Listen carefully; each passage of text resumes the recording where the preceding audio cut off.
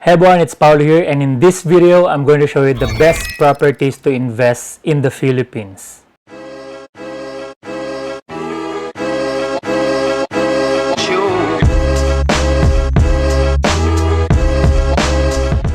Okay, welcome back to the channel. Now, if you're brand new, make sure that you hit the subscribe button and turn on the notification bell para ma-receive mo din yung updates pag naglabas ako ng bagong video. So, in this video guys, ang pag-uusapan natin ay ang some of the best properties to invest in the Philippines. So, ang gagawin ko guys is ipapakita ko sa inyo yung iba't ibang mga location na pwede kayo mag-invest into real estate, specifically with condominium properties. And ibibigay ko sa inyo yung mga sample computation para makita nyo din or magkaroon kayo ng idea kung ano ba yung mga costs involved and para makapag-decide kayo kung gusto nyo mag-invest depending on the location na gusto nyo at depende sa budget ninyo. Now, for those of you guys na gustong mag-invest sa Philippine real estate, ang gagawin ko is ilalagay ko sa screen yung contact details ni Miss Andrea Lu, and siya yung aking real estate agent sa Avidaland. And pwede nyo siyang kontakin sa Viber or sa Facebook. And nilalagay ko rin sa description or sa pinned comment yung Facebook profile link ni Miss Andrea Lu para makontak nyo siya sa Facebook. So, ang first project na pag-uusapan natin guys is itong project nila sa Novaliches, Quezon City. So, dito guys, ibibigay ko lang sa inyo yung mga sample selling price kasi every now and then nagbabago yung mga prices nito.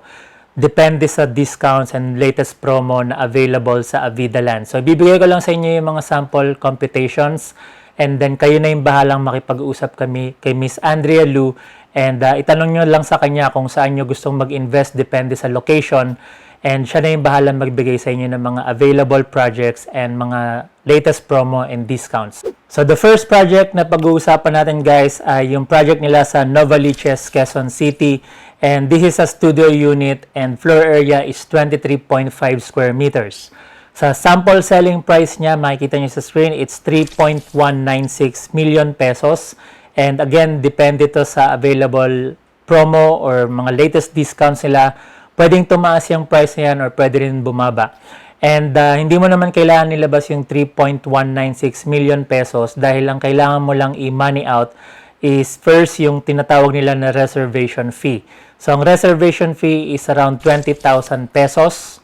And just a reminder guys, itong pinapakita ko sa inyo ng mga projects and mga sample computations, these are all for pre-selling units. So, that means yung mga unit or yung mga condominium units or building is ongoing pa lang yung construction and hindi pa to gawa. So, just take note of that na mga pre-selling units ito. So, again, ang kailangan mo lang ilabas is yung reservation fee na 20,000 pesos. And then, after the 30 days, dun pa lang magsisimula yung initial payment mo dun sa tinatawag nila na 20% stretch down payment. And para makompute mo yan guys, madali lang. Ang gagawin mo lang is yung 3.196 million pesos times 20% na down payment. And then yung 20% na yon is ini-stretch nila into 60 months or equivalent to 5 years. So, kung ano yung 20% ng 3.196 million pesos, i-divide mo lang yan into 60 months, yan na ngayon yung magiging monthly payment mo kay developer. So, in this particular example sa project sa Novaliches, Quezon City, ang magiging monthly payment mo lang in the next 60 months is 10,814.42.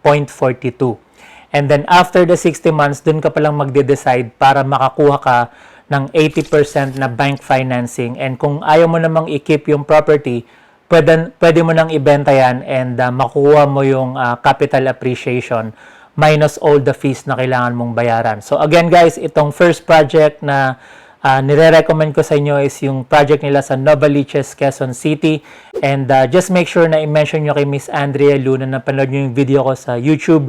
And siya na yung bahala magbigay sa inyo guys ng mga latest discounts and promo. And siya na rin yung magbibigay sa inyo ng mga information or more information about the project details. So, ang next project na ipapakita ko sa inyo is yung project nila sa Alabang, Muntinlupa City. And for this particular project, guys, is studio unit and it's 23.4 square meters. At ang sample selling price niya is 4.76 million pesos. And then again, ang reservation fee na babayaran mo is 20,000 pesos. And then after the 30 days, dun pala magsisimula yung monthly down payment mo. So, para ma-compute mo kung magkano yung monthly down payment, so madali lang guys, 4.76 million pesos times 20%, and then kung ano man yung amount na makuha mo, i-divide mo lang yon into 60 months, equivalent to 5 years. So, dito sa example na to, ang magiging monthly payment mo lang kay developer is 15,198.15 pesos per month. And then after the 5 years, doon ka palang magde-decide kung gusto mong bayaran ng lump sum, and ang gagamitin mo dyan is yung 80% na bank financing. So again guys, ang project na to ay sa may Alabang, Muntinlupa City, and pwede nyong tanungin si Miss Andrea Lu regarding this particular project. Ang next na project location na ibibigay ko sa inyo guys is yung sa project nila sa Makati City. And for this particular project, studio unit ito at ang floor area niya is 23.2 square meters. So ang sample selling price is 5.02 million pesos. And again guys, hindi mo naman kailangang ilabas yung 5.02 million pesos dahil ang kailangan mo lang bayaran is ang reservation fee na 20,000 pesos.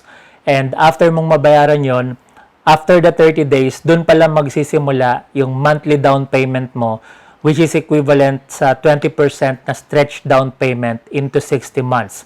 So again, para ma-compute mo yung monthly down payment, so it's 5.02 million pesos times 20%, and then i-divide mo yon into 60 months, equivalent to 5 years. So, dito sa example natin, ang monthly down payment mo is around 24,413.02 pesos. And then, after the 60 months, dun ka pala magde-decide kung kukuha ka ng lump sum payment at gagamitin mo yung 80% na bank financing. So again guys, ang project na to is yung project nila sa Makati City. So make sure na i-mention nyo kay Miss Andrea Lu kung interesado kayo mag-invest sa Makati City.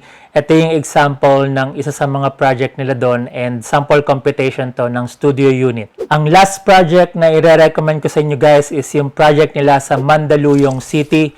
At dito sa Mandaluyong City, ang available unit nila is yung tinatawag nila na junior 1 bedroom, at ang floor area nito is 22.8 square meters. So, dun sa mga ibang projects na pinakita ko sa inyo, lahat yon mga studio units. And dito sa junior 1 bedroom, ang difference ng junior 1 bedroom unit guys is that halos parehas sila ng floor area, pero compared sa studio unit, dito sa junior 1 bedroom unit, meron na siyang built-in na wall partition. So, para ka na rin bumili ng 1 bedroom. So, ang difference niyan guys is that bumili ka ng unit for the price of a studio unit, pero kapag na-turn over na sa'yo yung condominium, para ka nang bumili ng 1 bedroom unit dahil meron na siyang built-in na wall partition. So, dito sa sample selling price na papakita ko guys, it's 5.57 million pesos. And again, hindi mo naman kailangan ilabas yung 5.57 million pesos na yan dahil pre-selling unit ito. So, ang kailangan mo lang i-money out is yung reservation fee na 20,000 pesos. And then after that, dun pala magsisimula yung 15% stretch down payment mo after the 30 days. So, para makompute mo yun, gamitin mo lang yung formula na 5.57 million pesos times 15%. And then, i-divide mo yon into 60 months. So, makakam up mo, dito sa example natin, ang monthly down payment mo lang kay developer is equivalent to 13,468.99 pesos. So, yan lang yung kailangan mong bayaran kay developer in the next 60 months. And then, after mo matapos yung 5 years na 13,468, dun ka pala magde-decide kung kukuha ka ng bank financing for the 85% lump sum payment. Or kung gusto mong ibenta yung property, pwede mo na rin ibenta yon, and kunin mo na lang yung sa capital appreciation minus all the fees na kailangan mong bayaran. So, yan yung mga sample projects guys, and yan yung mga different locations on some of the best properties to invest in the Philippines. And now, kung interesado kayo mag-invest sa Philippine real estate, specifically with Avida Land, again guys, ilalagay ko sa screen yung contact details ni Miss Andrea Lu. Si Miss Andrea Lu yung aking real estate agent sa Philippines, specifically with Avida Land. And ilalagay ko yung contact details niya para ma-message nyo siya sa Viber, or pwede nyo rin siyang i-email or i-message sa Facebook. And ilalagay ko rin sa description yung link ng Facebook profile niya para ma-message nyo siya. And itanong nyo sa kanya guys kung saan kayo gustong mag-invest. Kasi ang Avida Land, they have different projects all around the Philippines. So pwede kayo magtanong sa kanya depende sa location na gusto nyong mag-invest. And siya na yung bahala magbigay sa inyo guys ng project details and different promo and discounts. So thank you for watching guys, and I hope na marami kang natutunan sa video na to. And if you like this video, please give it a like or a thumbs up. And make sure that you hit the subscribe button and turn on the notification bell para ma-receive mo din yung updates pag naglabas ako ng bagong video. So thank you for watching guys, and I wish you all the best and God bless.